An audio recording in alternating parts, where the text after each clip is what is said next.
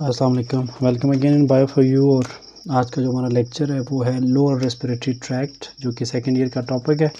इसको आप कहते हैं कि इट्स पार्ट 2 चैप्टर 1 रेस्पिरेटरी, जो रेस्पिरेशन है उसमें लोअर रेस्पिरेटरी ट्रैक्ट।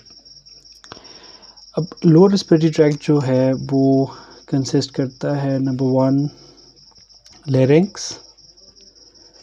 और लेरिंक्स में मैंने आपको बताया था कि जो वोकल कॉर्ड्स हैं, वोकल कॉर्ड से ऊपर वाला जो पोर्शन है उससे अबव वो अपर रेस्पिरेटरी ट्रैक्ट में आता है, और उससे जो बिलो पोर्शन है वो लोअर रेस्पिरेटरी ट्रैक्ट आ जाता है। Lower respiratory tract, sometimes larynx को लोअर रेस्पिरेटरी ट्रैक्ट में भी कंसिडर किया जाता है। तो वोकल कॉर्ड से ऊपर वाला अपर एंड वोकल कॉर्ड से नीचे वाला लोअर रेस्पिरेटरी ट्रैक्ट। लेरिंक्स में जो वोकल कॉर्ड से नीचे वाला जो फिर पोर्शन आ जाता है उसमें क्या है, वोकल कॉर्ड्स का मैंने आपको बताया था क्या चीज़ें हैं। वोकल कॉर्ड्स बेसिकली जब हम देखते हैं ट्रैकिया को अंदर वाली साइड से, तो उसके अंदर हमें नज़र आते हैं इनवर्ड फोल्ड्स, और वो फोल्ड्स क्या करते हैं जी, वाइब्रेट होकर साउंड प्रोड्यूस करते हैं। अगर आप टॉप व्यू देखें इसमें ट्रैकिया का, तो उसके अंदर आपको जो फोल्ड्स नज़र आते हैं वो इस तरह से मेम्ब्रेन आपको बनी हुई नज़र आती है, वी शेप मेम्ब्रेन। और वो वी शेप मेम्ब्रेन, ये वाली मेम्ब्रेन आ जाती है जो कि वोकल कॉर्ड्स हैं, ये मूव करते हैं ना। और ये बीच में जो जगह आपको नज़र आती है ये इसकी ओपनिंग आ जाती है, और ये ओपनिंग रेगुलेट होती है according to the need means air की क्वांटिटी के हिसाब से। ये कम या ज़्यादा ओपन होती है, जिसकी वजह से एयर पे डिपेंड करता है। अगर बहुत ज़्यादा एयर है बाहर तो ये इतना सा इसका पैसेज ओपन हो रहा है, और अगर एयर बाहर कम है तो फिर जब हम सांस ले रहे होते हैं तो ये थोड़ा सा और मज़ीद पीछे की तरफ फट जाती है, और जिसकी वजह से ये बीच में ओपनिंग है वो थोड़ी सी ब्रॉड हो जाती है। तो इस तरह से ये रेगुलेट भी कर रही होती है, तो वाइब्रेट भी करती है ये। ऑब्वियसली वाइब्रेशन से क्या चीज़ प्रोड्यूस होती है जी, जब भी वाइब्रेट करेगी तो उससे साउंड प्रोड्यूस होगा, तो वाइब्रेशन से साउंड भी प्रोड्यूस होती है। लेरिंक्स के अंदर फिर आपको वोकल कॉर्ड्स के नीचे क्या नज़र आता है, एक ओपनिंग नज़र आती है ट्रैकिया की, जिसको हम क्या कहते हैं जी, ग्लॉटिस कहते हैं। और ग्लॉटिस फिर उसके ऊपर एपिग्लॉटिस, वो मैंने आपको बताया था कि इसी के ऊपर एक एपिग्लॉटिस भी लगा हुआ होता है। So glottis basically is the opening of the tract. उससे अगर हम नीचे जाते हैं तो फिर हमें क्या नज़र आता है जी, सेकंड जो लो रेस्पिरेटरी ट्रैक का पोर्शन आ जाता है उसको हम कहते हैं जी, that is the trachea. Trachea क्या है जी, और it is also known as the windpipe. और इस विंड पाइप के अंदर आपको क्या नज़र आता है, यहाँ लोअर साइड पे इस तरह से ये विंड पाइप है जो कि नीचे की तरफ जा रहा है।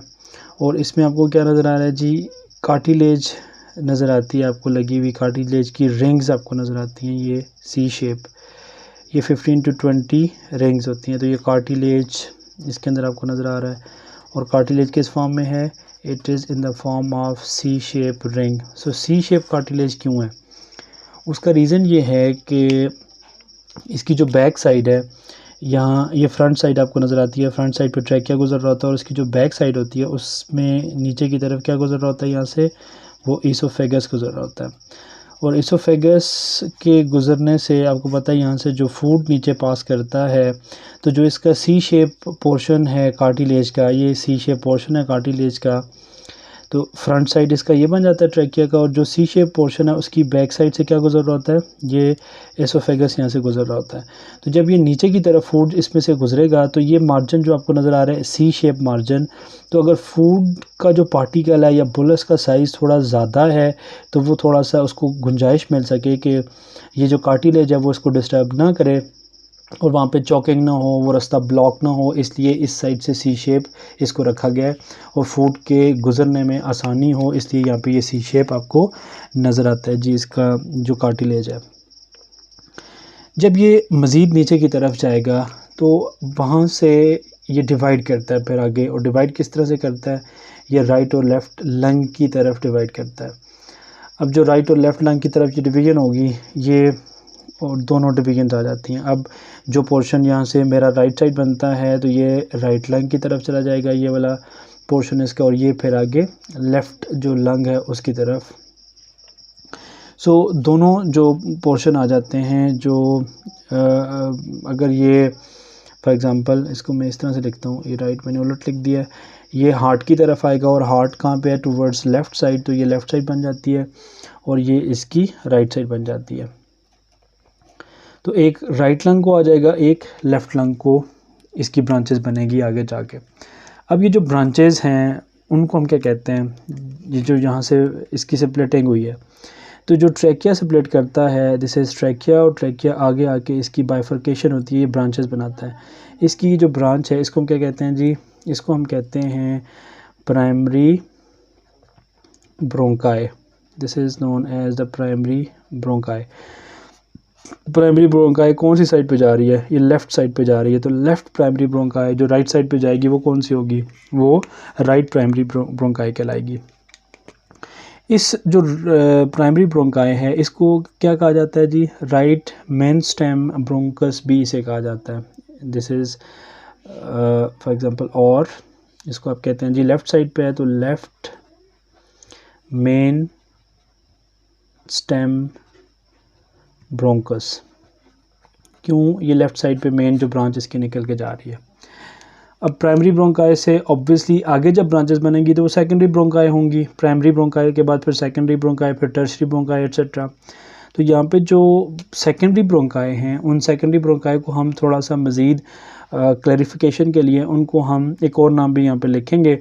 यहाँ से अगर इसकी डिवीजन्स में बनाऊँ तो इसकी डिवीजन्स कितनी बनेंगी, फर्दर जो रेड से मैं बना रहा हूँ वो 3 डिवीजन्स में एक साइड पे बना रहा हूँ और 2 इसकी डिवीजन्स में एक साइड पे बना रहा हूँ। इसमें भी लॉजिक है, और लॉजिक क्या है कि जो इस साइड पे लेफ़्ट साइड को मुड़ रही हैं सेकेंडरी ब्रोंकाई, जिनको आप यहाँ पे मैं मेंशन करूँगा। फॉर एग्जांपल इसको मैं 1 कह देता हूँ प्राइमरी ब्रोंकाई, मैं सेकंड पे लिख देता हूँ कौन सी जी, these are the secondary bronchi. और सेकेंडरी ब्रोंकाई को मैं फर्दर क्या कर देता हूँ जी, एक और नाम भी उनका लिखता हूँ, और उनको आप क्या कहते हैं, these are the Lobar bronchi. उनको हम लोबर ब्रोंकाई क्यों कहते हैं, क्योंकि लंग्स के अंदर आपको पता है लोब्स होते हैं, लंग्स में लोब्स हैं और वो लोब्स मुख्तलिफ हैं। अगर आप लेफ़्ट साइड लंग की देखें, जिस साइड पे हार्ट मौजूद होता है वहाँ पे कितने लोब्स होंगे, उस साइड पे लेफ़्ट साइड पे लंग के 2 लोब्स होंगे, और राइट साइड पे कितने होंगे, on the right side of the lung वहाँ पे 3 लोब्स होंगे। तो इट मीन्स टोटल जो प्राइमरी ब्रोंकाई से बाइफर्केशन होगी वो 5 की होगी, 2 एक साइड पे और 3 एक साइड पे। तो ये कौन सी कहलाएंगी, these are the secondary bronchi, या जिनको आप लोअर ब्रोंकाई कहेंगे, जो यहाँ पे मैं नंबर 2 उनको लिख देता हूँ, रेड वाली। फिर जो रेड है, lobes of the lungs are further divided into segments. तो आगे जो ब्रांचेस बनेंगी नंबर 3 पे, उनको हम क्या लिख, सेकेंडरी ब्रोंकाई के बाद फिर कौन सी बनेगी, वो बनेगी टर्शरी ब्रोंकाई। और जो टर्शरी होगी उसको भी हम एक नाम दे देते हैं। सो टर्शरी ब्रोंकाई को हम क्या नाम देते हैं, लोब्स को फर्दर हम किस में डिवाइड करते हैं, फिर lobes are further divided into segments. So further subdivision lung की आ जाती है। So lobes are divided into segments. तो टर्शरी ब्रोंकाई को हम क्या कहते हैं, these are the segmental bronchi. ये जो सेगमेंटल ब्रोंकाई हैं ये किससे निकलेंगी, फिर आगे ये निकलेंगी जो रेड से मैंने शो की हुई हैं सेकेंडरी जो ब्रोंकाई, उनसे आगे फिर जो निकलेंगी वो टर्शरी ब्रोंकाई, या उनको हम सेगमेंटल ब्रोंकाई कहेंगे। ये सेगमेंटल ब्रोंकाई कितनी होंगी, जो 5 होंगी। सो जो आ जाती है ये right side of the lung, तो राइट साइड पे जो लोब्स हैं वो 3 लोब्स हैं। इन 3 लोब्स को अगर आप फर्दर सेगमेंट्स में डिवाइड करेंगे तो जो आपका अपर लोब आ जाता है उसको आप मज़ीद 2 सेगमेंट्स में डिवाइड करेंगे। जो मिडल लोब आपको नज़र आएगा, ये सॉरी, इसको आप कितने में डिवाइड करेंगे, it will be divided into 3 segments. कितने सेगमेंट्स में आपने डिवाइड कर दिया अपर लोब को, 3 सेगमेंट्स में। जो मिडल लोब होगा उसको आप कितने सेगमेंट्स में डिवाइड करेंगे, 2 सेगमेंट्स में डिवाइड करेंगे। और जो इसका लोअर लोब आ जाएगा वो कितने सेगमेंट्स में डिवाइड होगा, 1 2 3 4 एंड 5। तो ये 5 फर्दर इसके सेगमेंट्स बनेंगे। तो डिवीजन होती जा रही है। तो यहाँ पे 3 2 5, तो टोटल कितने सेगमेंट्स बन गए इसके, 10 सेगमेंट्स। तो कितनी सेगमेंटल जो निकलेंगी यहाँ से ब्रोंकाई, टोटल 10 सेगमेंटल ब्रोंकाई निकलेंगी किससे, सेकेंडरी ब्रोंकाई से। और ये कौन सी साइड है जी, ये left side, right side of the lung आ जाती है। अगर आप लेफ़्ट साइड को देखेंगे तो यहाँ भी आपको सेगमेंटल ब्रोंकाई, लेकिन इसमें कितनी होंगी, total number of 4 segmental bronchi इससे निकलेंगी और 4 आगे डिवीजन इसकी होगी। तो total number of segments, 8 segments बनेंगे लोब्स के बाद। तो सेगमेंटल ब्रोंकाई इधर आ जाएगी। सेगमेंटल ब्रोंकाई को मैंने आपको कह दिया कि इसको हम क्या कहते हैं, these are also known as the tertiary bronchi. जो सेगमेंटल ब्रोंकाई हैं इनके अंदर, सेगमेंटल ब्रोंकाई के अंदर मैं इसको फर्दर भी लिखूंगा कि सेगमेंटल ब्रोंकाई जो यहाँ पे मैंने बताई है 10 यहाँ पे और 8 यहाँ पे, इन सेगमेंटल ब्रोंकाई के अंदर क्या चीज़ें मौजूद हैं जी, these segmental bronchi are having the cartilage plates, इनके अंदर कार्टिलेज प्लेट्स मौजूद है।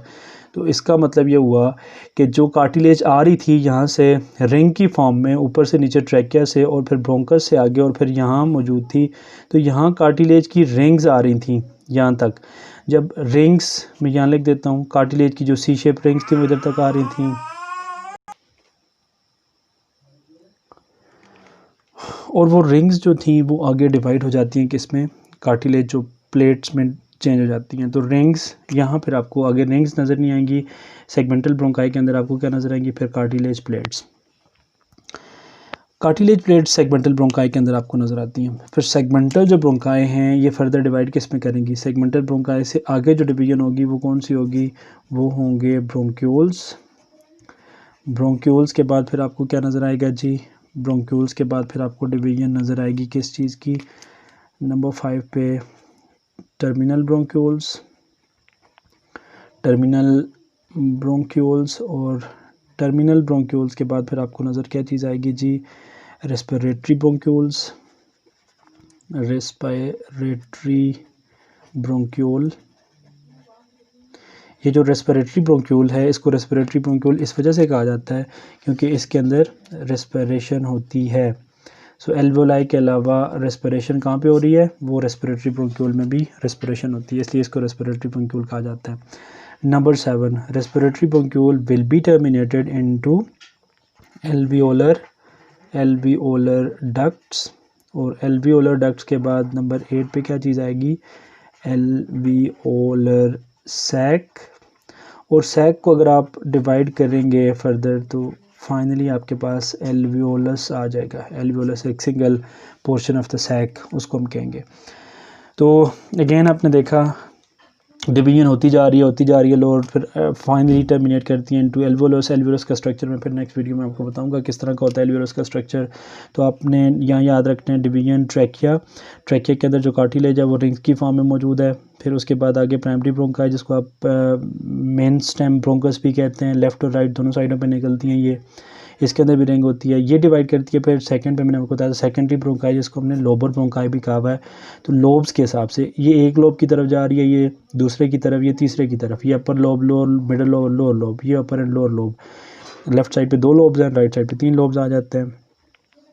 फिर जो लोब्स हैं वो फर्दर सेगमेंट्स में डिवाइड होते हैं। तो जितने सेगमेंट्स होंगे लोब्स के आगे उतनी ब्रांचेस निकलेगी। तो हर लोब से आप देखें यहाँ 3 सेगमेंटल ब्रांचेस यहाँ से निकलेंगी, 2 यहाँ से निकलेंगी, 5 यहाँ से निकलेंगी।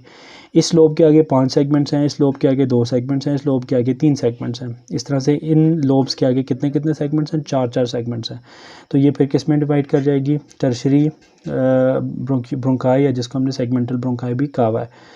उसके बाद bronchioles, terminal bronchioles, respiratory bronchioles, फिर alveolar ducts, alveolar sac and alveolus. This is the final unit of the sac. मैंने आपको ये भी बताया कि यहाँ पे जो कार्टिलेज रिंग्स हैं वो किस में मौजूद हैं, जो ब्रोंक्यूल्स हैं उनके अंदर, जो सेगमेंटल ब्रोंकाई हैं उनके अंदर आपको कार्टिलेज नज़र आती है। सेगमेंटल ब्रोंकाई के अंदर आपको कार्टिलेज प्लेट्स नज़र आती हैं, तो मैंने आपको यहाँ पे बताया भी था। उसके बाद जो ब्रोंक्यूल से ऑनवर्ड्स ये जो चीज़ें हैं इन सारों को हम अलहदा कर लेते हैं। सो फ्रॉम ब्रोंक्यूल्स ऑनवर्ड इन सारों को आप अलहदा कर लें और आप कहें जी कि इनके अंदर आपको कोई कार्टिलेज नज़र नहीं आएगा, there will be no cartilage. Next जो वीडियो होगी उसमें मैं आपको एल्वियोलस का स्ट्रक्चर और फिर गैसियस एक्सचेंज बताऊंगा, मैकेनिज्म ऑफ ब्रीदिंग भी आपको बताऊंगा। तो बाय फॉर यू को आप सब्सक्राइब करें एंड शेयर करें वीडियोस को और लाइक करें, बेल आइकन को प्रेस करें और कमेंट सेक्शन में मुझे बताएं भी, क्वेश्चन रेज करें, डिस्कस करें और उसमें जो पॉइंट्स क्लियर नहीं है वो भी बीच में आप मेंशन करें और मुझसे पूछें ताकि जो कंसेप्ट्स हमारे वो क्लियर हों। नेक्स्ट वीडियो में दोबारा आपसे मुलाकात होगी, तब तक के लिए अल्लाह हाफ़िज़।